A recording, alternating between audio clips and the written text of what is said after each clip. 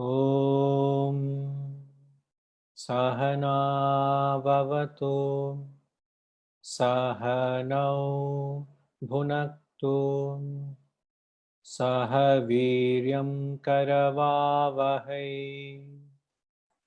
तेजस्विनावधीतमस्तु मा विद्विषावहै ॐ शान्तिः शान्तिः शान्तिः।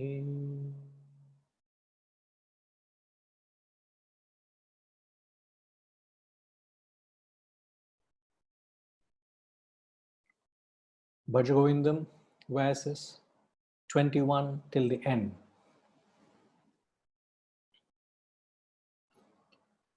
Bhaj Govindam, Bhaj Govindam, Govindam Bhaja Mudhamate Samprapte san nihite kale nahi nahi rakshati dukran karane punarapi jananam punarapi maranam punarapi janani जठरे शयनम् इह संसारे बहुदुस्तारे कृपया पारे पाहि मुरारे रथ्याचर्पट विरचित कंठः पुण्या पुण्यविवर्जित पंथः योगी योगनि योजित चित्तो रमते बालोन्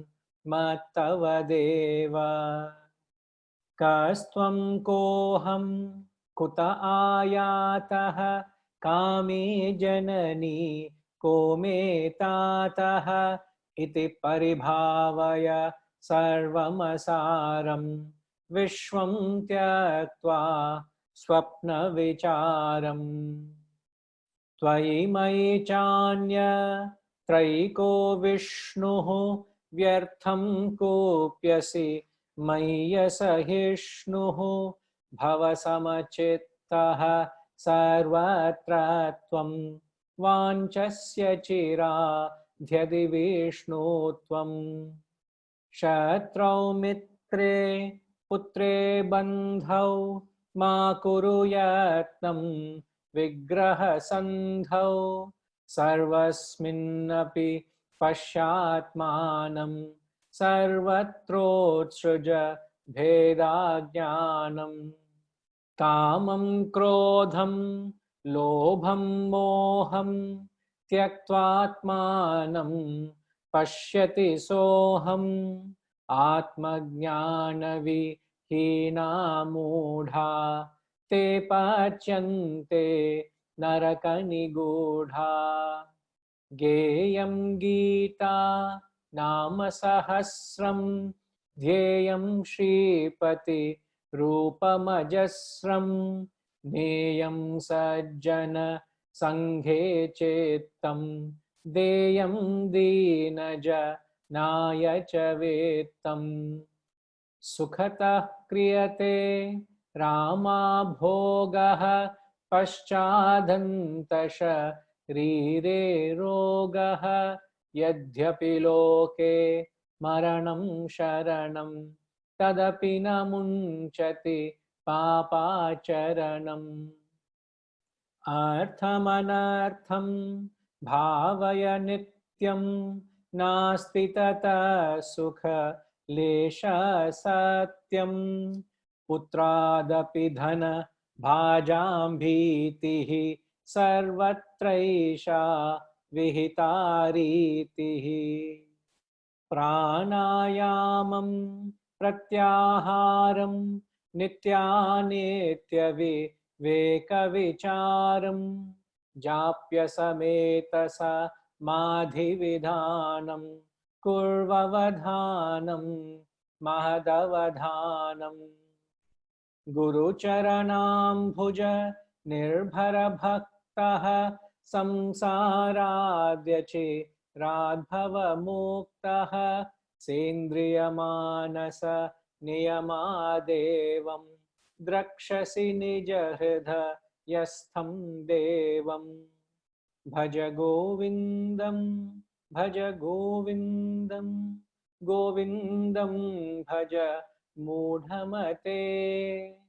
samprapte san nihite kale nahi nahi rakshati dukrin karane nahi nahi rakshati dukrin karane nahi nahi rakshati dukrin karane.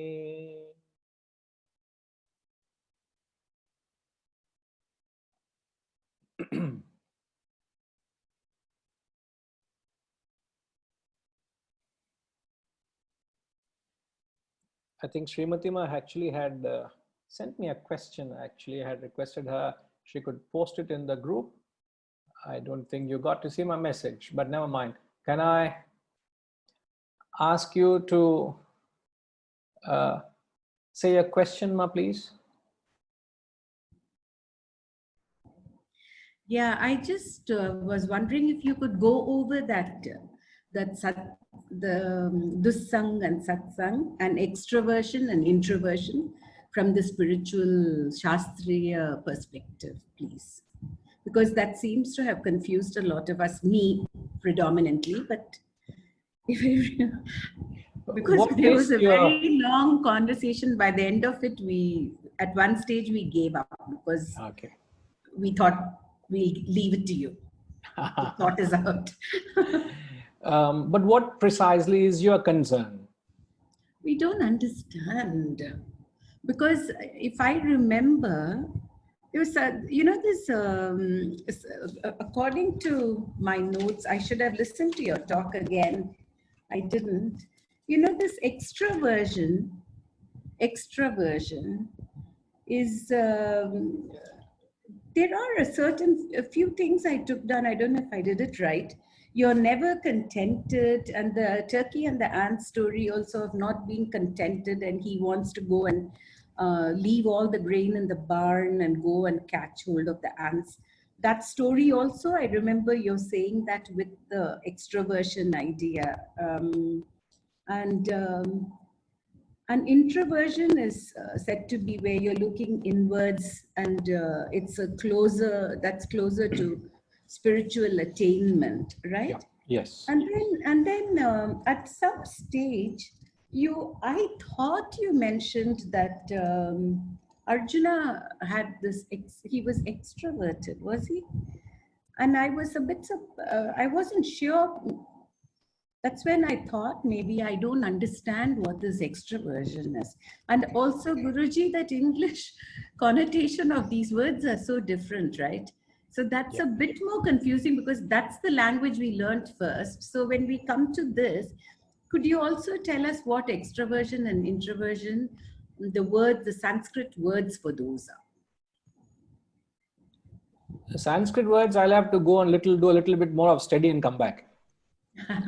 No, but okay, I'll wait for that.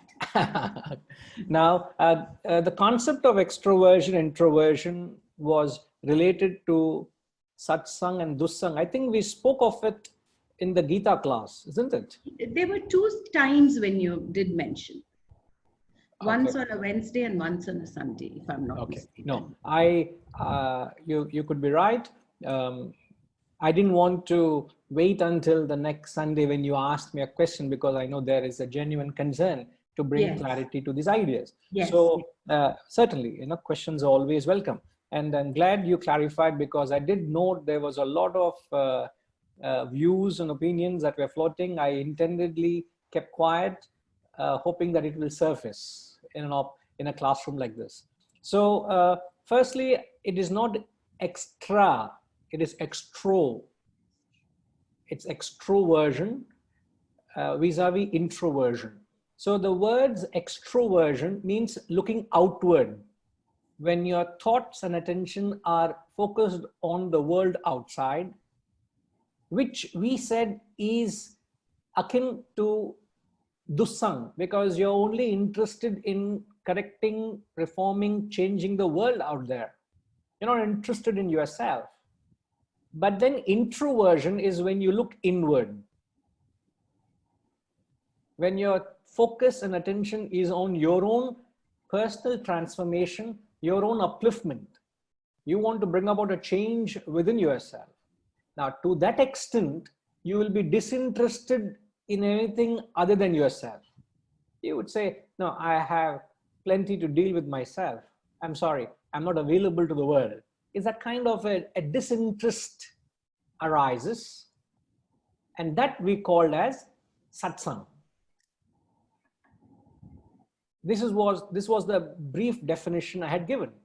And when we came to the 5th chapter, which we introduced the concept last week, where we spoke about a yogi, a sannyasi, and a jnani, we said a yogi is a spiritual beginner, a sannyasi, an ascetic, is an advanced seeker, and a jnani is an enlightened soul. So the yogi, sannyasi, and a jnani. Now we said an extroverted person is a yogi there. So there, in that context, you could say a person who has more vasanas is a man of extroversion. Vis-a-vis a person who has got rid of his vasanas, he has no much desires, he naturally becomes more introverted. And I did mention, I'll explain the subsequent class as to how do we establish that a man with more vasanas is more prone to action, vis-a-vis a person who is less vasanas is more prone towards contemplation, reflection, meditation. So in the very first verse, or in the second verse rather, when Krishna gives the answer, he says yoga and sannyasa are one and the same. Didn't he say that? It's just that they are different stages of the same journey. That's about all. Now, so if you follow me closely, extroversion means we said your thoughts and attention is on the world. So from the first standpoint, when we say extroverted people, we mean they are materialistic and sensual. Please understand that. So whenever we use the word extrovertedness or extroversion, extroverted people means they are worldly seekers. They are running behind the Kanchana and the Kamini, which we are learning in the Bhaja Govindam. They're running behind the acquisition. They want to acquire as much as they can acquire. They want to enjoy all what they can enjoy. The kind of craving, clamoring, the proprietorship attitude, that is extroversion. Now, when you come to the 5th chapter, we are talking of people who have asanas, but their thought and attention has shifted from the world onto the self. So they are spiritual seekers, but their spiritual journey has just begun. So when someone leaves the material world and enters the spiritual world, what will be their quotient of vasanas? I hope you all are following me. Don't get confused.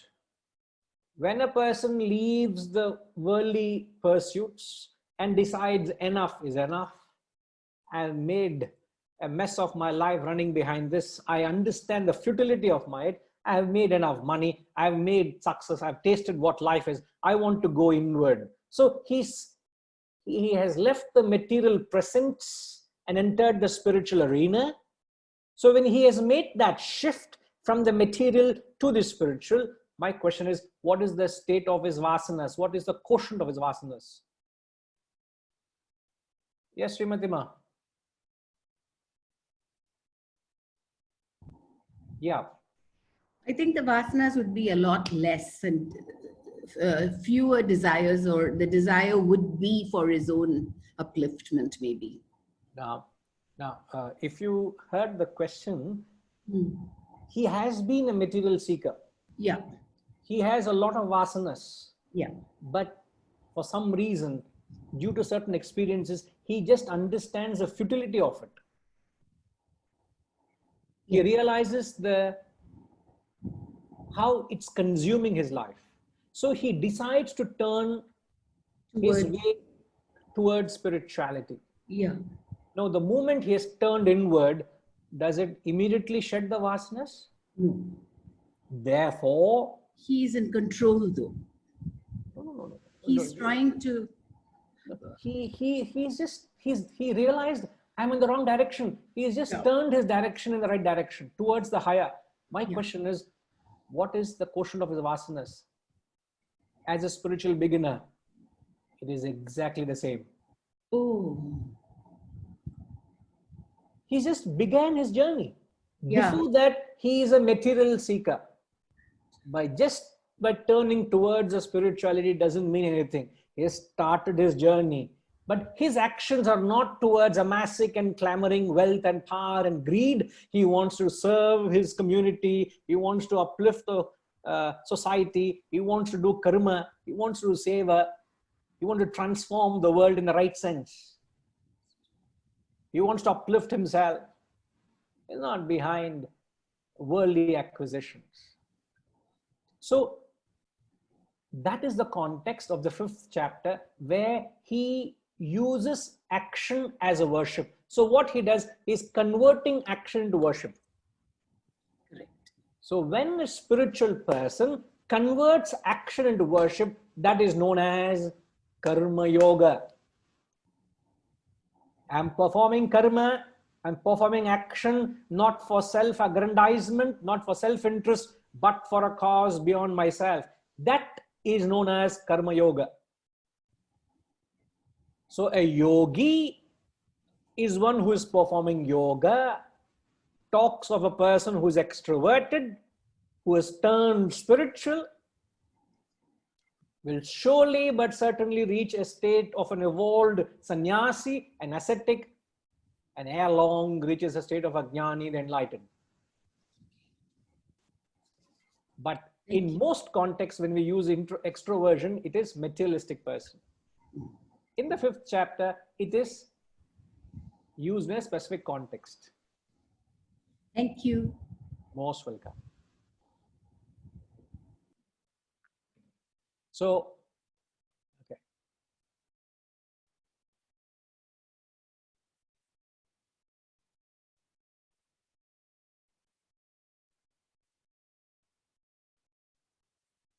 I'm just reading through the comments. Even to serve, is it an outwardly goal? No, extroverted, a spiritual beginner has a certain goal. And as you spiritually evolve, the goal itself becomes more subtler, more purer, more refined. So what you're conceiving itself changes as time passes. Initially, your goal could be very low. I wouldn't use the word gross, but very low. But then you start raising the goal, start raising the bar.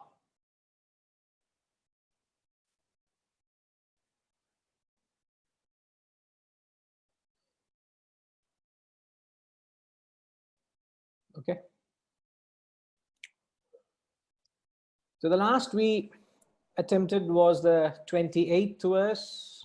Sukhata kriyate Rama bhogah paschadanta sharire rogah yadhyapi loke maranam sharanam tadapi na munchati papa charanam. One happily indulges in carnal pleasures. Rama bhogah paschadanta. Paschat, later on, hanta sharire rogah, alas, the body is full of disease, is diseased. Yadhyapi loke maranam sharanam, though death is the end in this world. Tadapina munchati papa charanam, Even then, one does not leave his sinful behavior. What more do you need to turn inward? I don't understand. Even your sinful ways don't make you turn inward. Alas, there are these category of people who are well determined for their own destruction. They are not interested in their own well-being. They go about doing considerable damage to themselves. So as I've said, these last 4 verses are the blessings of the Guru, the Adi Shankaracharya. So this verse is talking about enjoyment. We did mention that one happily takes to carnal pleasures, indulges in sensual pleasures, because any sense enjoyment is derived when the senses contact the sense objects. And why does one take happily to them? Is because there is an instant gratification, there's immediate pleasure. And wherever there is an instant gratification, instant pleasure, you must understand it is not beneficial to you. It doesn't serve you well.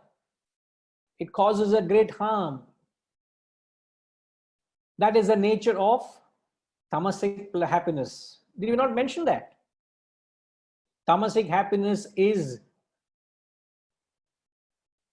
nectar in the beginning, is poison in the end. Sattvic happiness is poison in the beginning, nectar in the end. So anything that is beneficial for your own spiritual transformation or for your own well-being has a certain distasteful beginning, has an unpleasantness to it. You want to achieve something, it requires a certain spirit of sacrifice. You have to do some tapas.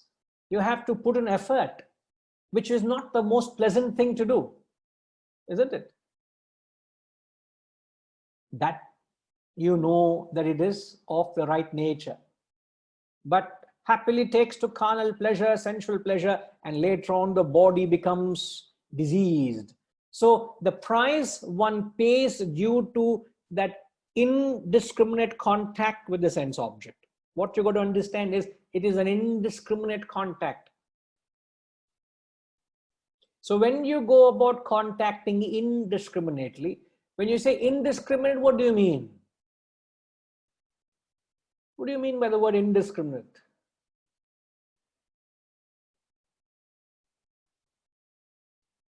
Tata, if I can ask you, can you unmute yourself? I know Tata is high tech.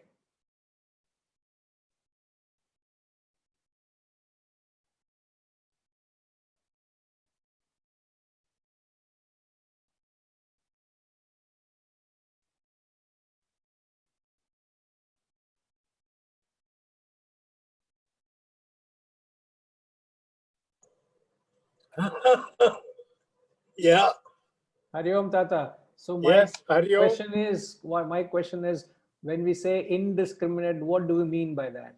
Indiscriminate, without thinking. Without thinking. And how does that indiscriminate act or thought reflect in the sense contact? How does it reflect in the contact with the sense objects when you say indiscriminate contact?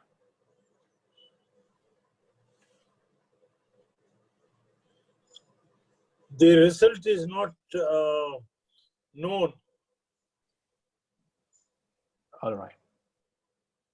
Wonderful, Tata. I get what you're saying. So the indiscriminate contact, okay, it is continuous.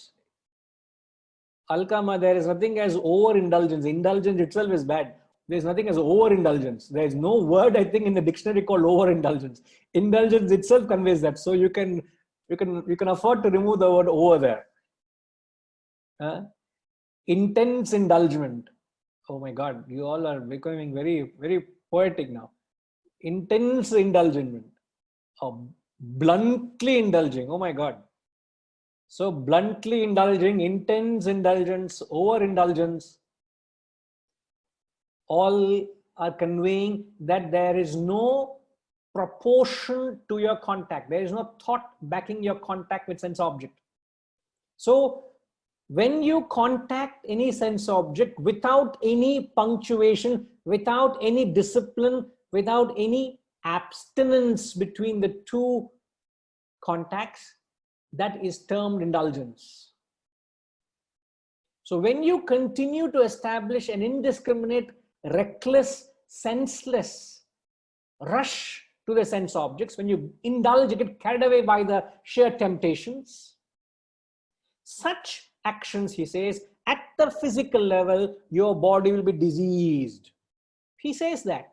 It's very spelled out. Now, what are the consequences at the mental level?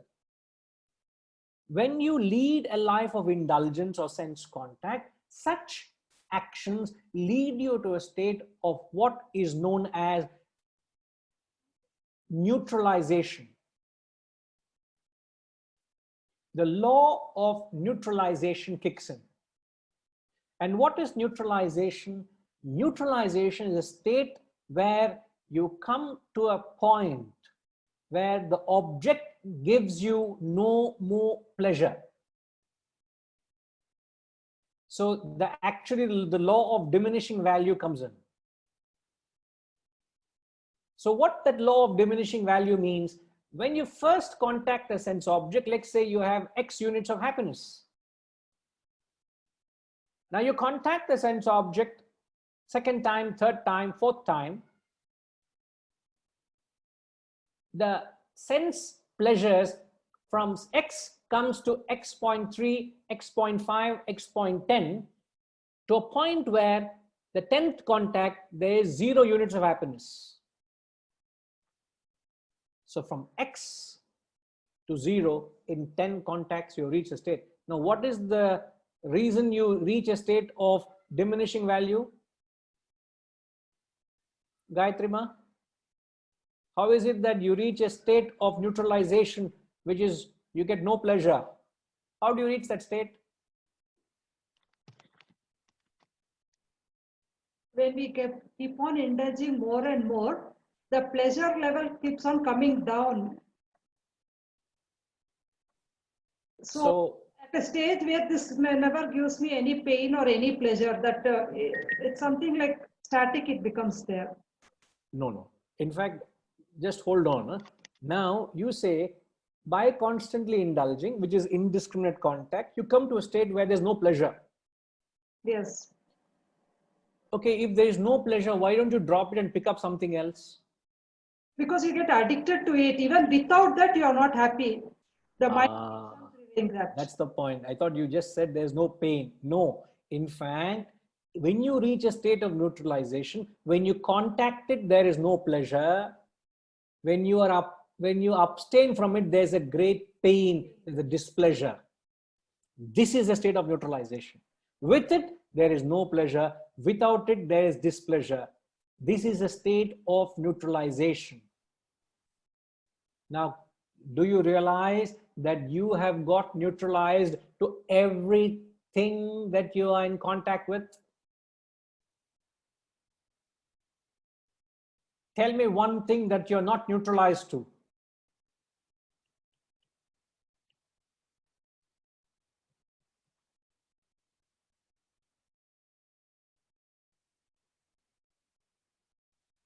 I know you have to think hard here.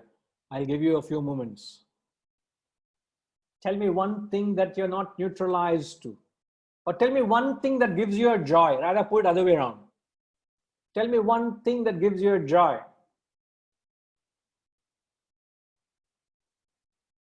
Bhakti. What is bhakti here?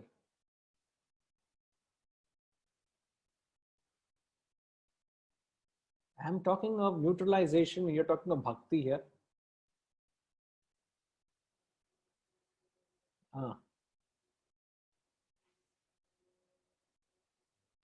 Yes. Did you not say that name one thing that you can never get neutralization? That's why I said bhakti. I need to be very clear what I asked now. You said that, you said name one thing that you will never get tired of. And I say bhakti because once you sit down, it kind of pulls you up and up. Hmm. That's your answer. Okay. Now I need to digest that answer.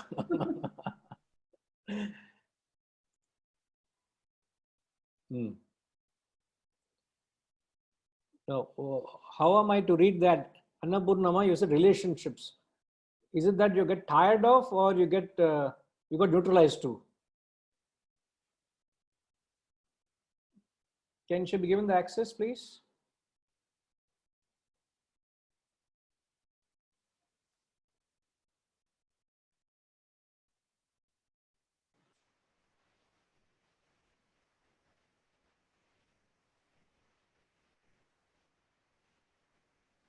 No, we still can't hear you.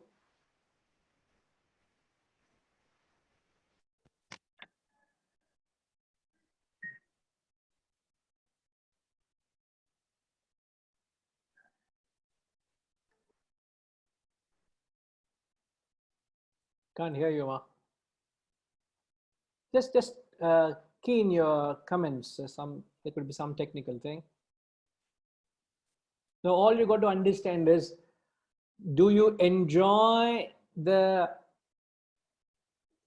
moment to moment, day to day experience of your life?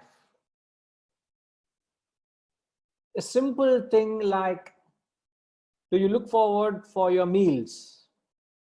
Even if you want to look forward for your meal, what is it that you need to create?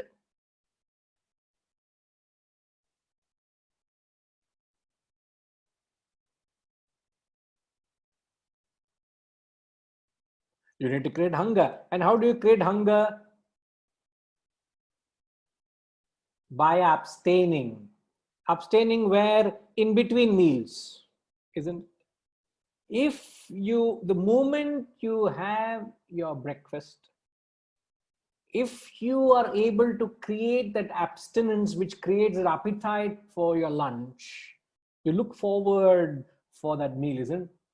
That's what when we pray, aham vaishvanaro bhutva praninam dehamashritaha pranapana samayuktaha pachamyannam chaturmidham. So the Vaishvanara in us creates the hunger. If there was no fire in the belly, there is no appetite. You say, no, I don't want to eat anything. I'm fine. I'm tired of eating. I just want to give it a break. I'm sick of it. Why? Because you are not giving the appetite to come back. So if you're able to abstain from food, you look forward for food. Food gives you joy. Or the very same food can destroy you. That's what he says. Indulgence, your body becomes diseased. Remember the example I had taken, people survive only on pills. They're only adding to the count of pills. The pharmacy industry is thriving thanks to the indulgences. You want to bring back that joy. You want to bring back that contact-driven pleasure. What is the secret? Now, what you must understand, the conclusion of all this argument is, contact gives you displeasure, abstinence gives you pleasure. Think about this. Contact gives you displeasure. Abstinence gives you all the pleasure. Now, the question is, how long can you abstain from any contact? So at the mental level, you have got yourself neutralized to everything that you do. Simple things like, would you enjoy going on a drive? I have a student back in Malaysia, and he has a 1964, I can't remember the make. He has a sports convertible 1964 model of Mercedes, I think. It's a Mercedes or some, what do you call that? What do you call that? Vintage cars. He has one vintage car. So this morning, as I was just looking at the phone, suddenly I get this video on my end. he takes his vintage car for a drive, and he has put on a camera where he's actually shooting the drive. So he's gone for a drive at 6 o'clock in the morning where it is relatively less traffic, and he just took it out for a spin. And he is having a blast. He's having a fun. I remember being driven in that car. I've visited his home many a time. I've seen it. So I know what that experience is. And he's able to announce it to the world. I'm enjoying this drive. A simple act like going for a drive, if you have fun, are you able to enjoy it? As if the first time you are driving a car, all of us had that fun, isn't it? The joy that we look forward for a drive. We look forward to get into that driver's seat and just go for a spin. Imagine you've been having that car for a long, long time. In fact, his father had it. It's handed down to him. So he has seen it from his childhood. And yet at 55, when he goes, takes his car for a drive, he has a, I just thought of this concept. He's able to still find the joy in the simple thing, taking his car for a round. How to find joy in the simplest of things, whether be it in relationships, whether it be in contact with sense objects, even watching a movie or watching a phone, or any relationship for that matter, any interaction in the world should be refreshing. When life becomes stale, you want to do different things to find joy. And this is the reason you find the Western communities. Now, what do you find in Western communities? An observation. Can you think alike? Svetramanji, what do you find in the Western communities? Discipline. Ayyo, I am talking indiscipline. You are very disciplined, solringa. They indulge. They indulge. Then why you say discipline? No. So one of the good qualities we find in them, they are focused. And the other day you all mentioned that we should learn from them. Yeah, now we should also learn something not to do from them now. Now we are talking about indulgence. So what is the life day, the Western culture? What is the Western culture? Vacation, often vacation. I'm not talking of vacation here. I'm talking about indulgence. So what is the life of indulgence in the Western community? Sir, the Western community leads a licentious life, isn't it? Yeah. By the time the child is 15, he has already experienced everything a normal adult would experience in his life. He's experienced everything. They have had access to wealth, opulence. They have had extreme sport. They have got into relationships. They've had sex. They have had drugs. They have drunk. They have partied. They have indulged. So by the time they are getting into adolescence, there's nothing that they can look forward to, isn't it? Which in a certain conservative culture, where you will have a certain experience only at a certain stage, because of a certain discipline. Like, I remember this, and I was mentioning other day as well. You know, I don't know how many of you have noted it. It is very much in our community that, you know, when Vinayaka Chaturthi comes every year, when we celebrate it, it's only on that day they make a specific sweet, and they make a particular dish made out of a certain greens. And if you ask me how often do I eat, I only eat once a year. It is only made once a year. Perhaps the greens is not available, but that sweet which is made of jaggery, it is not made in the kitchen. It's in the house. They don't make it. Now, how do you see? It's all so profoundly influenced our culture that there's no chance for indulgence because it is not available. It is not provided for you. So you look forward for that particular dish. Even though you ask me, I love that dish, I wait only once a year. My mom will not make it. No, I'll only make it Vinayaka Chaturthi. That's all. Like that, you see, our life is injected, infused, introduced with punctuations which only create an abstinence culturally. The moment you're married, the bride goes off to the parents' house. Why did you come get married? Immediately 2 days after the bride goes off, the bride is not there. And then there are marriage function, this function, pre-function, that puja, this puja. You don't get to, the bride and the groom don't get to spend time with each other, to know each other, to find the joy in each other's company. There's so much happening hangam around them.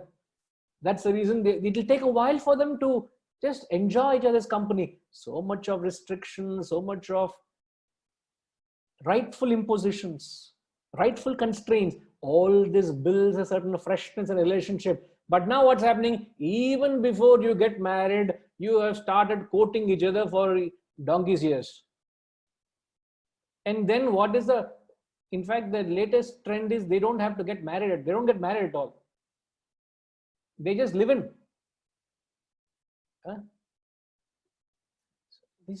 There's no joy. And what has this brought about? All extreme things you find they do. You see them, they're tattooing their body, they're piercing their bodies, they pierce themselves all over the body. You can't even imagine where all they'll pierce themselves. Can you imagine they pierce themselves on the tongue? On the tongue, you have 3-4 pierce. They've pierced themselves like a ear string. They pierce the tongue. What all? Because they don't find. They feel. What do they experience? Now I want you all to get this word out of my mouth. What is it that they experience? Rajima, what is it that they all experience that compels them to do this? Is it a sense of incompleteness or some inadequate? They feel inadequate, that God hasn't made them perfect or something. I don't know. I really have. In fact, you have got that word. Your right word is they feel a sense of incompleteness or a vacuum. Rightly said, a boredom. They feel completely void within. And the thing is, it's not that they're deprived of it. They are flushed with all these amenities and facilities. Don't we want to go on just a beautiful stretch of a road without potholes, without speed breakers, without interruptions? I just want to have a drive where I can have a free stretch of a road. For them, it is a accepted norm. You will not find a pothole, you will not find a hump, you will not find something which we look forward for, isn't it?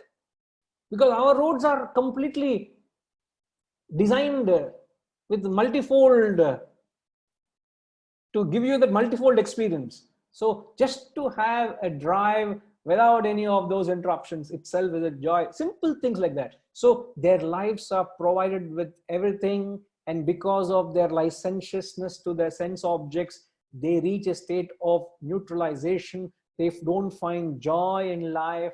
They have got sick of life. So they have to find all their sports are extreme sports. Bungee jumping. Suddenly you'll go in between the valley of 2 mountains and you want to jump from there. You want to go high into the skies and take a, what do you call that? Skydiving. You want to do a skydive, or you want to walk on a, on some tower, the tallest tower in your city. You'll walk on a glass panel. You want to have something extreme just to give you the thrill of life. But if you're able to find the joy in the simplest of things, that means you have lived a life of discipline. Simple thing like eating a popcorn, you should look forward for it. A simple thing like that.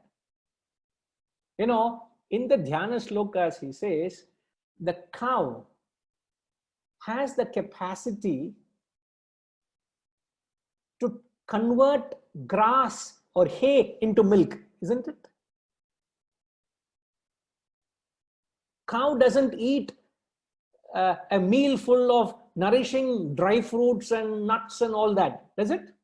Or does it eat strawberries and all berries to produce wholesome milk? No, it eats hay, dry hay, and it gives out wholesome milk. So what you must have the capacity of a cow is to eke philosophy from the most mundane of experiences, not from these rich scriptures. The most innocuous, seemingly monotonous, meaningless experiences of a life must teach you a great lesson of life. That's the parallel you draw when you see a cow able to produce wholesome milk from discarded hay. Now, all what you can understand is sense objects are there so that you can maintain a healthy contact with them. The scriptures are not against our sensual, our pleasures or joys. There's no reason for you to believe that these masters are against it. What they are saying is lead a life of discipline. Nothing but make your contact as discriminate as possible. The discriminate means see to what extent you can abstain. To what extent you should abstain? How do you know to what extent should you abstain? Yeah, what measurement? There is no chart. This much height, this much weight, this much abstinence. There is no such chart. So how do you know you must abstain? When to abstain? How much to abstain?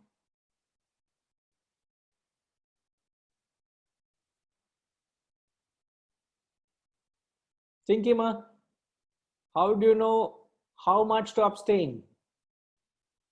How long to abstain? I think when when something gives you joy or pleasure, you enjoy it, and it should end there. Because if I love Dadu's moti chur laddu, my brain switches off at that time. I can't say no to it. But if when I have the first one, I enjoy it, I need to say enough. And let me wait for a time, maybe 2 days. That all depends. I may never buy it. It may just come, or it comes as a surprise, or we go out and it's there. Then maybe I can have it. But not, it's exactly like the law of diminishing returns. The pleasure I would get out of one, the second I would know somewhere I would be guilty. That wouldn't give me so much pleasure. So I think when that guilt starts at what am I doing? Acha rehne do, then the mind takes over and rationalizes. Okay.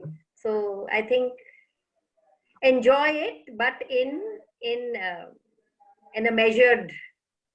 In a measured, yeah.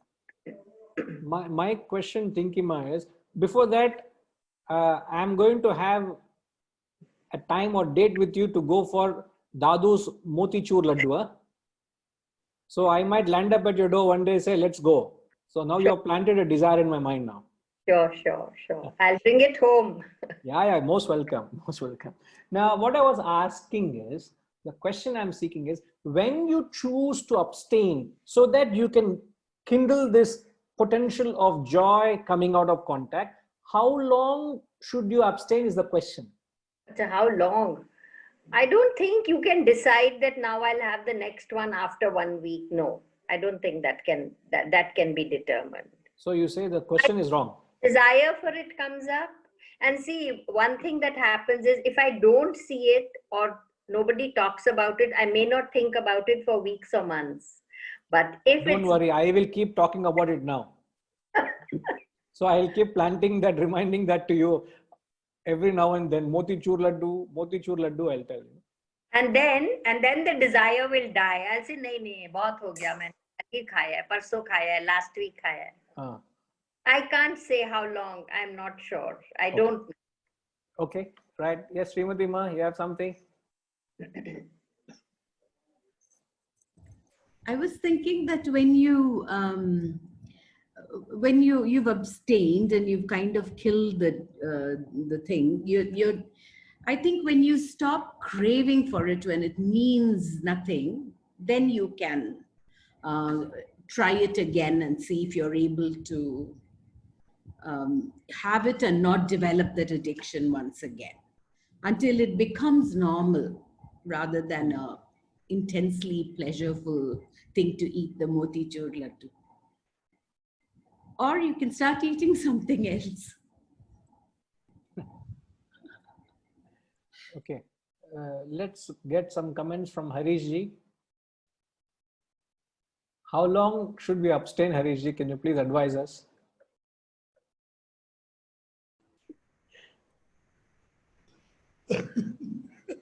No, I don't know why you're laughing. I'm asking a very serious question. You're making I don't understand.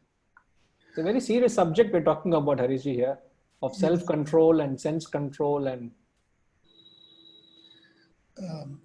Like in many other fields, I'm completely inexperienced in this. Oh yeah, we understand that thoroughly. We understand that. But no, on a more serious note, No. when you have explained in the past that there is a stage when there is, after the act, there is a lingering, right? And that is what creates the continuance of craving and desire, whatever. And so the one way of doing it is to, you have to practice not to linger in that moment and instead move into something else. Harishji, could you please repeat the question, what I'm asking? How long must you abstain? Yeah, what determines how long can you abstain from a particular sense object?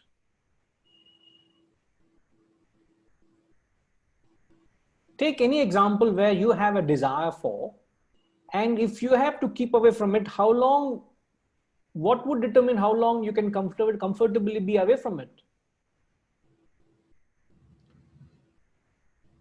Okay, let me help you think along with me. What is it that's underlying? What is it that is there within you? Craving. There is a desire and there is a craving. And what are you doing? You're not giving into the desire there, isn't it? Yes. Self-control is you are abstaining, you are not giving into the desire. Now, my question is, how long can you keep away from sense contact? How long can you abstain? As long as you can live without indulging again. So, Sir, when it loses its critical importance for you. No, when the abstinence starts frustrating you. See, I can keep away only from, sir, because my desire is pushing me towards it. I'm trying to pull myself, restraining or refraining from it. Why? Because I want to live a life of discipline. But since I have not completely mastered or exhausted my desire, and my desire is not being met, there will be a certain threshold I can withhold, isn't it?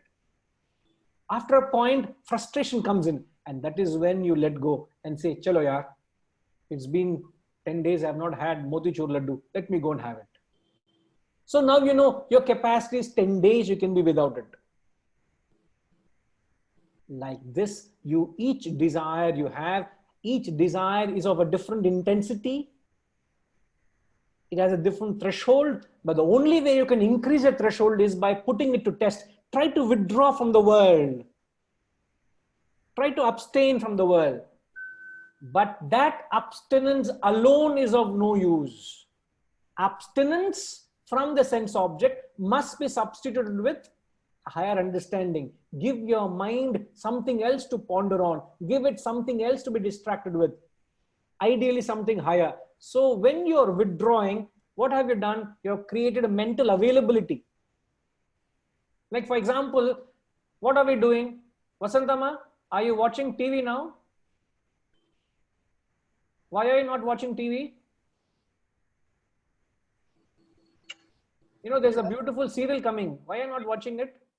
No, I'm not interested. I'm more interested in the talk. You're more interested in the talk. So by withdrawing from the activity of watching a serial, what have you done? I have curtailed my desire. Now you say you have no desire at all, no? Yeah. No, in case. In case. Now what you have done by withdrawing from the activities of the world, what it does is it creates a mental availability. Isn't it? By saying no to the participation of the world, there are many things that's happening out there, but you say, no, I choose not to be available. That creates a mental availability. Now, what have you done to the mental available mind? You are giving it for a higher purpose. Higher knowledge. So, spiritual growth first starts with withdrawal, supplementing it with availability. Higher knowledge. So the withdrawal creates a mental availability. When you then- don't withdraw, sorry, ma? And then you are available for the higher. Correct, correct. So mere abstinence is going to only make you mad. Don't simply abstain and do nothing about it. Abstain and give it the higher knowledge. Then what is the benefit of higher knowledge? Your frustration gets lesser. Your desires become less for, your craving becomes less for the world. Then what could you do? And you're more available. The time availability becomes more higher. Correct. For the higher. So by withdrawing and reflecting, you're creating more spiritual appetite for greater withdrawal. So withdrawal and self-study or higher study, these are two pedals to growth. So withdraw, higher knowledge. With higher knowledge, you can withdraw further. You withdraw further, gain higher knowledge. You gain higher knowledge, withdraw more from the world. So these two are essential pedals for your spiritual growth. Now I keep telling to my students all the time, I keep telling in the classes, you have enough knowledge. There's enough information with you all to process. But what is it that you're not doing is, you're not withdrawing from the worldly activities and just get into a sanctuary of your own self where you can process this knowledge, reflect on it and do manana. This is not happening. So what happens? Information remains as information, you know about it, and yet it doesn't reflect in the lifestyle. So just create that withdrawal opportunities as much as you can withdraw. Where you just put out a sign, D and D. Correct? Enna, Rajima, what is the correct? What does D and D mean? Do not disturb, Guruji. Do not disturb. So put a sign to the world, I am not available, don't disturb me. So now I have been told to put this sign amongst the people who contact me or I'm in touch with them. Put a sign and say, don't disturb. So I keep putting in the group saying D and DG. Do not disturb Guruji from this time to this time, I say that, you know. But it's just the principle that matters. So this is a very long journey. So when you live this kind of a life, life is very refreshing. You find joy in the simplest of things, or you've lost the charm of life where you got neutralized to it. Physical body is diseased, mentally you are dead. You are only living a life of a vegetable. You don't understand. You have all the food spread out, but there's no appetite to live life. So by living a life of this discipline, you create an appetite for life. You look forward for every experience of life. It means something to you. It has something to offer to you. So here he's not condemning sense contact. He's only condemning your falling a prey to the sense contact. It is the exaggerated value for sensual pleasures he is dismissing. He's not saying should punish yourself or deprive yourself of any happiness. Please go and enjoy. Please go and give yourself the necessary experience, whatever, find happiness, but you be a master of it. Don't be a slave to the sense objects. Be a master. And then he says at the end of the verse, he says, although death is the end in this world, one does not leave his sinful ways. So remember, it is sinful to lose control over your senses and sense objects. You must have a perfect mastery over your senses. And how do you control the senses?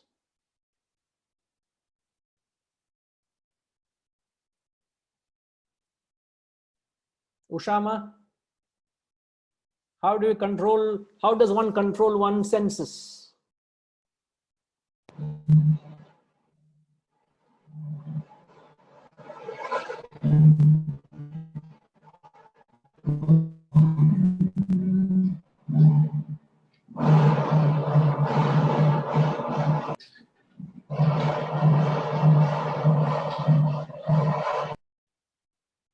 I realize there's some lot of sound coming from your end, ma. No issue. Don't trouble. Hariji, how does one control the senses? Through intellect. What do you control?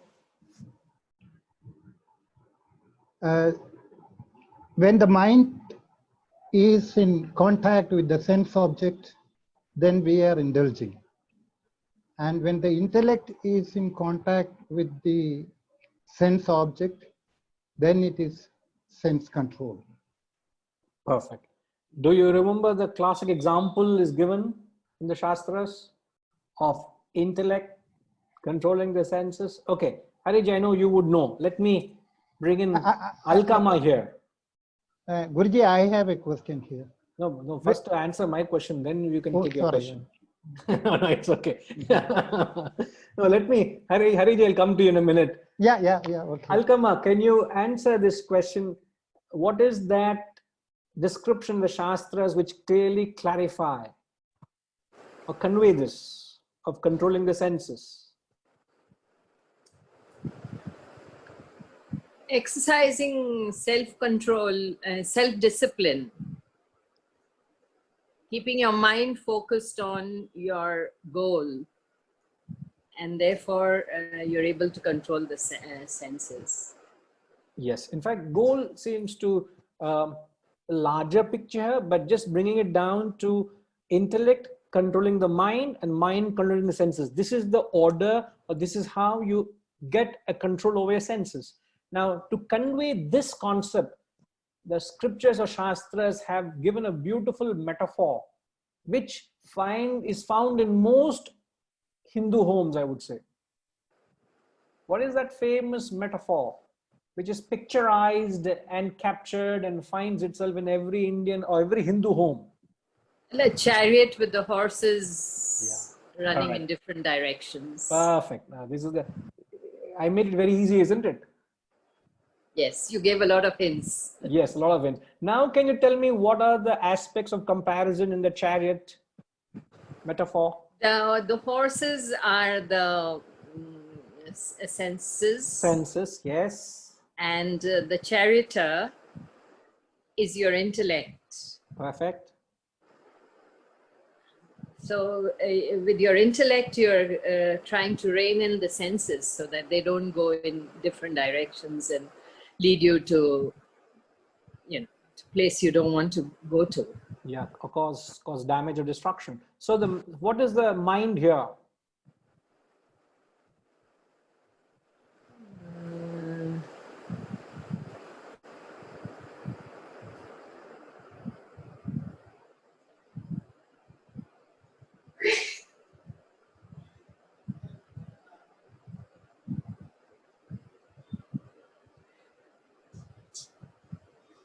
Is the reins in the hands of the charioteer? Absolutely. In fact, you said that. I just wanted to spell it out. Correct. So the Ramanaji actually also spelled it out. Correct. Very good, Alkama. So the chariot is the body. The charioteer in the context is Lord Krishna, which is the intellect. The reins is the mind, the manas. The horses are the senses. The 5 powerful horses running in different directions. Horsepower, we call it. You've got to be watchful. You've got to have a very strong intellect to be able to control the senses. Otherwise, you're in for some trouble. Very good, ma. Very good, Ramana Garu. Yes, Hariji.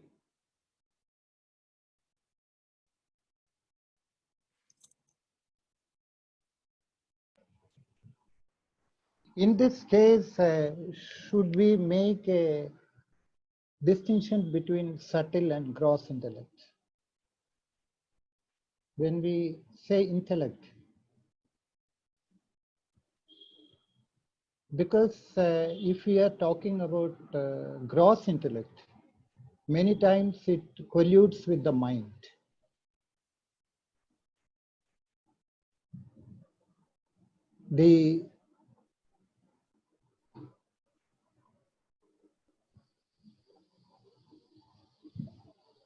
Yeah, please complete your question, sir. Yeah, Go ahead. but should we make a distinction between subtle and gross intellect? Okay. When we are talking about sense control, where the intellect is getting in touch with the sense objects, that is it subtle intellect or? Gross intellect. Yeah. In fact, you don't have to confuse 99.99% of times when we use intellect, it is the gross intellect. But when we use the word subtle intellect, it is in a very, very specific context. And the context is when you are discriminating between the entire terrestrial realm on one side and the transcendental on the other. See, the job of the intellect is to discriminate, isn't it? Oh, this is left, this is right, this is good, that is bad, this is healthy, this is unhealthy, black, white, rich, poor, short, tall, etc. The job of the intellect is to discriminate. Now, how well you do it depends on your sharpness of the intellect. Okay. So you could have a sharp intellect or you can have a blunt intellect. But when the discrimination or the distinction is limited to the terrestrial world, it is called Gross. gross. But when the same intellect is engaged in the distinction between nitya, anitya, viveka, vichara. Subtle. So what is the discrimination between nitya, which is eternal, anitya, which is ephemeral? Viveka is the discrimination, vicharam is the thought. So when your intellect gets occupied in the discrimination between the eternal and ephemeral, then it is subtle intellect. And that also can be sharp or blunt.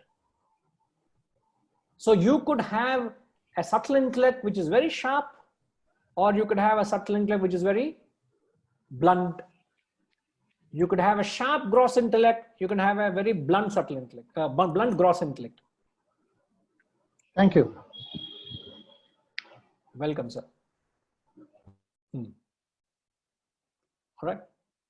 So this verse covers completely about sense enjoyment, kamini. Okay. Let's slip into the next verse. We'll certainly not be able to do justice, but we'll get into it. Arthamanartham bhavaya nityam nasti tata sukha lesha satyam putradapi dhana bhajam bhitihi sarvatraisha vihitaritihi.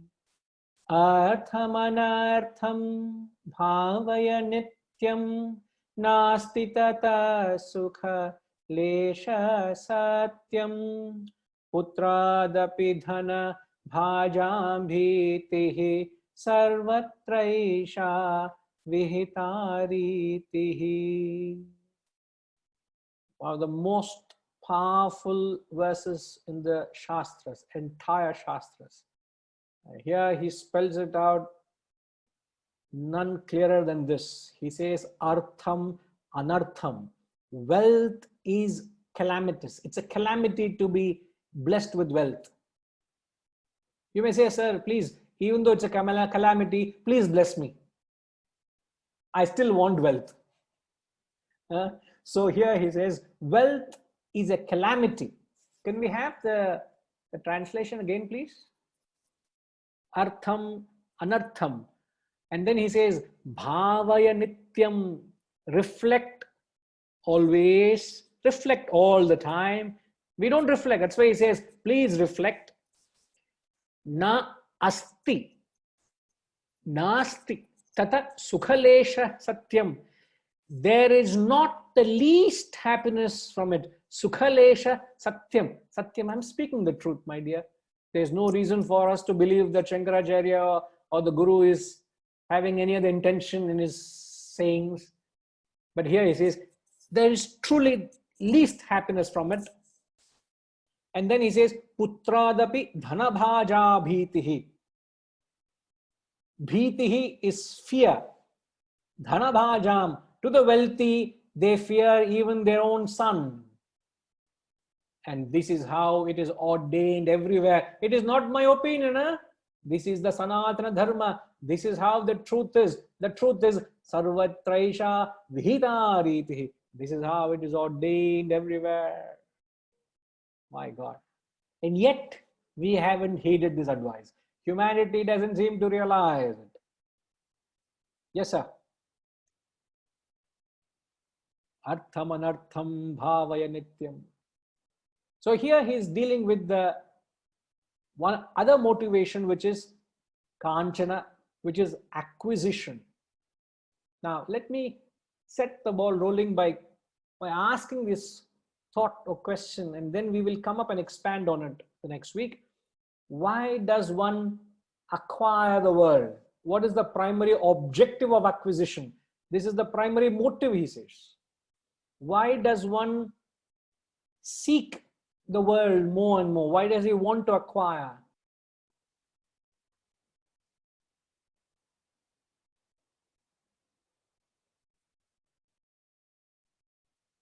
You like it or not, every one of us are constantly acquiring. What is the objective of acquisition?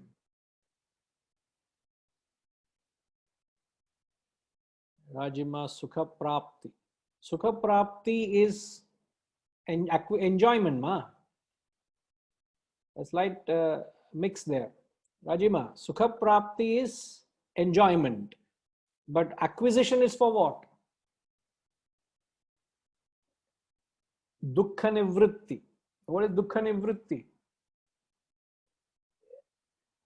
Thinkima said insecurity. Dayatrima, insecure, feeling, thinking, security is in the external things. Not contented. A fear, a feeling of insecurity. Then you have power, pleasure of possession. Insecurity again, greed, vasanas, unfulfillment within. Yes, all these are right. The primary objective why one keeps acquiring is they believe that the more you have, the more contented you are, the more satiated you are. You're trying to offset a void that is felt within by something you're acquiring externally. Isn't it? So it is the insecurity. So the wealth, when he says truly there is not the least happiness from it, happiness is the opposite of insecurity. So whether you are feeling insecure or whether you are seeking happiness, these two cannot be offset with material wealth. With kanchana, they cannot be offset. So neither can you offset insecurity, nor can you gain positive happiness from wealth. Why is it? Principally, you must understand this. And then we will expand on it. Maniji. A.K. Mani, sir. Any idea? Why is it that wealth cannot give you neither happiness nor can it offset the security that you feel within?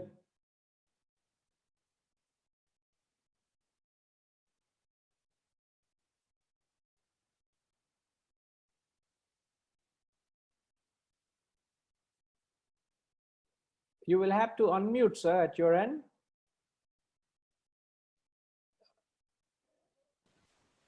Perfect. Now you can speak.